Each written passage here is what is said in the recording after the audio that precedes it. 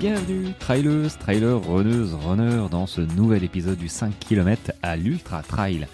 Podcast qui partage des conseils pour que vous puissiez courir et atteindre vos objectifs personnels dans la course à pied. Et bonjour à tous, j'espère que tu as la forme, que vous avez la forme en ce samedi. Voilà, l'épisode du samedi. Alors, aujourd'hui, je vais parler d'un point qui a été soulevé par plusieurs de mes coachés aujourd'hui, enfin hier pour toi du coup, vendredi. Je ne sais pas si c'est l'époque qui fait ça, mais j'en ai plusieurs qui sont malades. Soit ils sont malades en fait, soit ils sont fatigués, ils sont crevés de leur semaine, ils n'ont pas eu le temps. Voilà, ils se couchent tard ou ils ont les enfants. Voilà, chacun a sa vie finalement. Et c'est bien l'avantage de faire appel à un professionnel, à un coach, voilà, à moi notamment, pour driver un petit peu leur entraînement, parce que du coup, ils sont un petit peu perdus et surtout, ils culpabilisent de ne pas avoir suivi leur séance et de ne pas avoir couru. J'en ai fait un petit post Instagram d'ailleurs sur cette notion de culpabilisation, je vais y arriver, c'est normal de culpabiliser. Moi, le premier, quand j'avais prévu de courir, j'ai un entraînement, on a une course de prévu, donc on suit un plan d'entraînement où on fait ça un peu au feeling, mais normalement, bon, on essaye de prévoir ses sorties, puis quand on se sent un peu fatigué, voilà, moi j'en ai un, il a une angine par exemple. Bon, ben voilà, là pour le coup, tu vas pas courir. J'en ai plusieurs qui sont complètement hors de forme parce que la semaine a été très dure pour eux. Donc forcément, ils culpabilisent quand ils me disent écoute Raphaël, j'ai pas pu courir et il me reste 3 séances et manifestement ça va pas passer si je cours même demain et après-demain. Voilà. Donc culpabiliser j'ai envie de dire, c'est normal de culpabiliser. Maintenant, est-ce que c'est bon ou pas bon? Bon, je ne sais pas quoi répondre à cette question. Je vais dire que c'est normal de culpabiliser. Maintenant, il faut pas enfin, je veux dire, il faut pas se flageller déjà, premièrement, parce que bah voilà, t'as pas le choix. J'ai envie de dire, premièrement, t'as pas le choix. T'es malade, tu travailles peut-être toute la journée, t'es hors de forme le soir, t'as pas le temps d'aller courir à 5 heures du matin, ni à 21 heures, tu vois. Donc chacun a une vie différente. Donc on n'a pas le temps de s'arrêter, puis il y a des fois où ça passe pas. Donc quand ça passe pas, ça passe pas. Point. On va dire que c'est des trucs qui sont pas vraiment prévisibles, mais tu te retrouves face à ça. Donc t'as pas le choix. Et c'est normal de se sentir déçu de ne pas pouvoir sortir.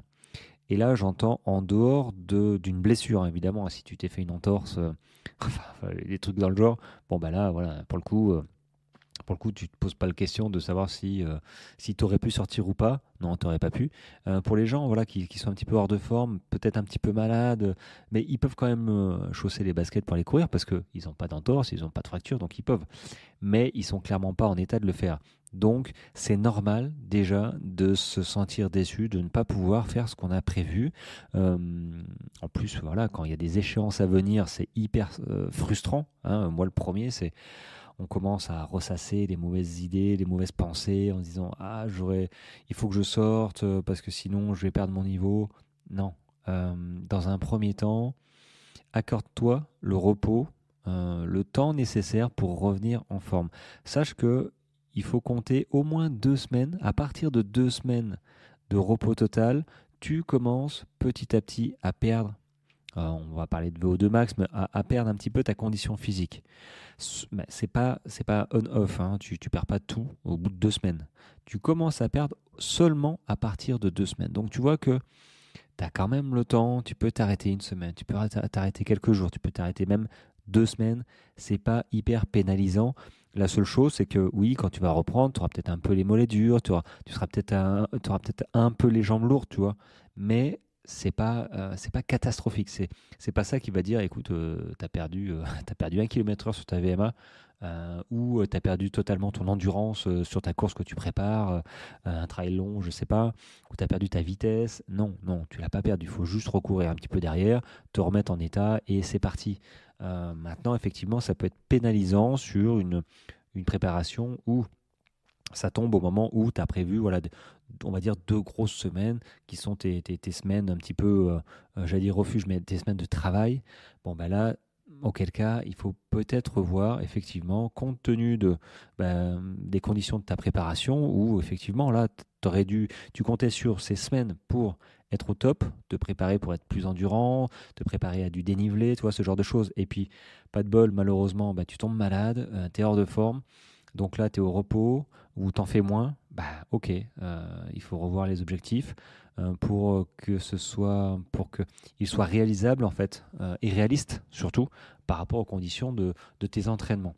Voilà, c'est normal de se sentir déçu, mais il faut prendre le temps de revenir et aussi prendre le temps pendant cette période. Alors c'est compliqué, mais peut-être de se tourner vers d'autres choses, d'autres passions, j'ai envie de dire, d'autres activités, parce que tu n'as pas le choix. Donc, c'est vrai que notre activité, notre passion de la course à pied prend beaucoup de temps, on va pas se le cacher. Hein. Les gens qui courent pas, ils passent peut-être devant la télé, peut-être ailleurs, hein, tu vois. Et le fait de ne plus pouvoir courir, tu peux peut-être développer une autre passion ou sortir plus ou faire d'autres choses. Ça peut être aussi passer du temps avec tes proches ou, je sais pas, te concentrer sur peut-être des exercices de relaxation, de respiration, tu vois, voir d'autres choses. Il faut essayer de trouver un point positif, euh, tourner en fait cet aspect négatif de ne pas pouvoir sortir en un aspect positif pour essayer de rebondir parce que de toute manière, ressasser des choses négatives, tu vas que t'enfoncer dans justement la négativité et c'est pas bon parce que bon, voilà, quand je suis grognon, si je me mets pas un coup de pied au cul, je reste grognon toute la journée et je passe une mauvaise journée, voire une mauvaise semaine. Bon, peut-être pas la semaine hein, parce que quand même, mais ce que je veux dire c'est que il faut réussir à trouver quelque chose pour sortir de cette impasse. Et finalement, c'est comme tout, relativiser, il faut relativiser un petit peu ce qui nous arrive parce que euh, quand, quand on déroule notre vie normalement, on prend vite à cœur tout ce qui nous arrive. C'est-à-dire que euh, la voiture, elle a un problème, ouais, ça te flingue ta journée, t'arrives pas à courir, ça te flingue ton entraînement, ta journée, ça te met de mauvaise humeur, parce que tout va bien finalement. Relativiser, ça veut dire, imagine-toi, je sais pas, qu'un de tes proches ou un ami soit gravement malade. Que tu sois gravement malade. Est-ce que d'un coup d'un seul, tu vas mettre autant d'importance à la pratique de ta course à pied? Tu vois, alors c'est un peu extrême, mais j'ai envie de dire que si tu n'arrives pas à courir ton marathon, si tu n'arrives pas à courir un trail court, un trail long parce que tu t'es fait une entorse au mauvais moment, alors oui, ça fout les boules. Moi, le premier, t'es là, tu dis c'est pas possible. Mais en même temps, je me dis bon, vaut mieux ça que, je sais pas, une chose un petit peu beaucoup plus négative, quoi, beaucoup plus. Dès qu'on touche la santé, moi je pense qu'un bon moyen alors, de, de, de relativiser, c'est de se dire ok, tout le monde est en bonne santé. Ce que je connais, moi je suis en bonne santé, ma famille aussi, donc finalement, ok, j'arrive pas à courir, mais ça ne reste que du sport, c'est pas mon métier. Et même si c'était mon métier, la santé avant tout, j'ai envie de dire. Et c'est comme ça que moi aussi je relativise en disant bon, des courses, il y en aura d'autres. C'est pas cette année, c'est pas maintenant. C'est que ça ne devait pas être maintenant forcément. On peut pas être maître de tout. Hein. Le hasard fait parfois mal les choses. Donc il faut apprendre à relativiser en disant ok, quand ça t'arrive comme ça de suite, oui, t'encaisses ou t'encaisses pas, tu vois, t'es là, t'as les boules, bon, ok, t'as le droit de ruminer, t'as le droit d'exprimer en fait. Hein. Exprimer, c'est déjà le début j'ai envie de dire, de la convalescence. Il faut extérioriser ce qu'on ressent. Bon, je te demande pas de fracasser les murs pour extérioriser parce que je connais, j'avais tendance quand j'étais plus jeune à, à violenter les murs. Bon, juste un petit coup de poing comme ça pour faire sortir d'un coup d'un seul tout c'était même pas un énervement en fait, hein, c'était vraiment de la rage quoi. Paf! Et une fois que je tapais dans le mur, pouf, ça partait dans le mur. Alors j'ai la main droite un petit peu, voilà, un petit peu défoncée, mais ça fait longtemps que j'ai pu taper. Hein. Je me suis calmé avec les années, je me suis assagi, faut croire. Donc c'est plutôt une bonne chose. Il faudrait peut-être que je fasse des exercices de respiration pour continuer tout ça. Mais il faut exprimer, il faut extérioriser, euh, il faut comprendre en disant ok, c'est normal que je sois dans cet état. Mais par contre, bah voilà, faut essayer de passer à autre chose, trouver une autre alternative, relativiser, prendre de la hauteur.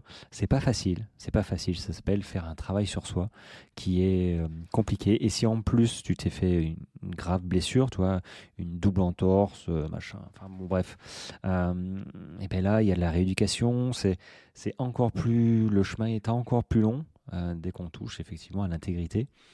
Donc il faut absolument rebondir et ne pas s'enfermer dans une mauvaise pensée parce qu'il n'y a rien de bon qui ressort de mauvaises pensées comme ça. Donc voilà, c'était juste mon petit coup c'est même pas un coup de gueule, hein, c'était juste le sujet en fait. J'avais deux trois coachés vendredi là qui ont eu un coup de mou comme ça et ils culpabilisaient en fait les trois là, ils culpabilisaient. Donc j'ai été, voilà, c'est mon boulot aussi hein, de coach, hein, de les rassurer, de leur dire ok, c'est pas grave, c'est normal, c'est des choses qui arrivent, on va adapter l'entraînement. Je suis là pour ça toutes les semaines, hein. Donc on adapte, on rassure et puis ils vont repartir. Parce que voilà, ils sont pas arrachés une jambe, ils n'ont pas perdu un bras, donc dans 3 4 jours, ils repartent et puis voilà, on continue. Mais c'est vrai que quand tu es tout seul, que tu sais pas, dès que tu t'arrêtes 3 4 jours, et même quand on est expérimenté, hein, comme moi, c'est vrai que je le sais, tu vois. Je sais que c'est pas grave. Mais tu as quand même cette petite voix qui te dit, qui te fait culpabiliser en disant, ouais, mais là, si tu étais sorti, tu vois, t'aurais encore peut-être eu un autre niveau, t'aurais entretenu quelque chose, je sais pas. Et c'est là où, voilà, faut prendre du recul. Si tu t'arrêtes pas un mois ou deux, bon, cool, hein. Après, chacun ses performances, chacun ses objectifs, hein. Effectivement, si tu vises un podium ou quelque chose comme ça, un super classement, bah, effectivement, un grain de sable dans la prépa, bah, ça peut engendrer, excuse-moi, ça peut engendrer bah, des résultats un petit peu décevants par rapport à ce que tu envisageais. Mais bon, là aussi, il faut prendre en compte un petit peu la préparation et pas se voiler la face. C'est pas ok, je veux faire un top 20, quoi qu'il arrive, je veux faire un top 20. Oui, mais si en y pensant un petit peu, en prenant du recul, euh, tu t'aperçois que ta prépa, bah oui, mais t'as pas fait une prépa, t'as été embêté, t'as été arrêté, t'as été fatigué, t'as eu des contrariétés, t'as eu des trucs que tu pouvais pas anticiper, tu vois. Bah là, il faut revoir tes objectifs sur cette course. Si tu ne le revois pas, bah il y a des chances que bah, ce soit négatif, que finalement bah, toutes ces semaines d'entraînement bah, terminent sur une mauvaise note, alors que finalement, tu n'avais pas trop le choix, quoi. C'est pas que tu voulais pas sortir 5 fois dans ta semaine, c'est que il y a un moment où ça rentrait plus, il y a un moment où voilà, on n'est pas des machines, on n'est pas des robots, ça passe pas. Donc là, il faut absolument se fixer des objectifs et réévaluer ces objectifs en cours de route. Voilà, parce que c'est vrai que on se fixe des objectifs, pardon, initiaux, et puis peut-être qu'il y a un moment où on veut les garder coûte que coûte alors qu'on sait que ça se passe pas forcément bien comme on le voudrait, on passe pas assez de temps à courir, donc on suppose que ça va pas le faire, mais on reste sur, je sais pas, on reste sur nos 3h30 au marathon, on reste sur nos, je sais pas, voilà. Je parle de route parce que du coup, c'est plus facile d'estimer un temps sur la route que en trail. Mais il faut absolument réévaluer en cours de route en disant bon ok ma prépa elle est là. Est-ce que je suis sur le bon chemin, est-ce que ça tient toujours en fait les temps que je veux faire, oui non. Et puis voilà, réévaluer et puis ça évitera les surprises comme ça en fin de course, hein, en fin de prépa et puis le jour de la course. Même si le jour de la course tu as le droit d'être en méforme, hein. Ça bon, on se prépare, hein, on fait attention à l'alimentation, on s'entraîne, mais c'est possible que le jour de la course, bah, tu n'aies pas de jambes, tu le sens dès le départ. Bah, ça aussi, ça sert aussi à réévaluer. Alors, comme je le disais, hein, ça fout les boules hein, de ne pas être en forme le jour de la course. Et c'est bien mon job de, d'amener mes coachés, comme je leur dis, hein, ça ne sert à rien d'être en forme 3 semaines avant. C'est super, hein, t'as couru 20 bornes 3 semaines avant. Ouais, mais là, sur ta course maintenant, tu étais hors de forme. Eh oui, les semaines d'affûtage, tout ça, ça sert à rien d'avoir enquillé des semaines de fou juste avant si tu arrives fatigué sur ta course. Mais bon, ça, c'est mon job les amener en forme le jour J pour que voilà, ils prennent du plaisir et qu'ils arrivent à atteindre leur objectif qui s'était fixé initialement. Pardon. Voilà, c'était le petit épisode qui doit faire bien un petit quart d'heure. Voilà. Et j'espère que, en tout cas, bon, je parlais de la pluie du beau temps, mais j'en parle souvent parce que c'est hyper important, je trouve. Ça joue sur le moral, du moins, ça joue sur le mien. Quand il fait beau, je suis content. Quand il fait moins beau, je suis un peu plus chiffon, un petit peu plus grognon, mais j'essaye de ne pas le montrer. Sinon, bah, peut-être que j'aurais moins de personnes qui m'écouteraient et moins de personnes qui me feraient confiance pour les accompagner à leur objectif et les coacher. Bref, sur ce les amis, je te souhaite un très bon week-end, du moins un très bon samedi.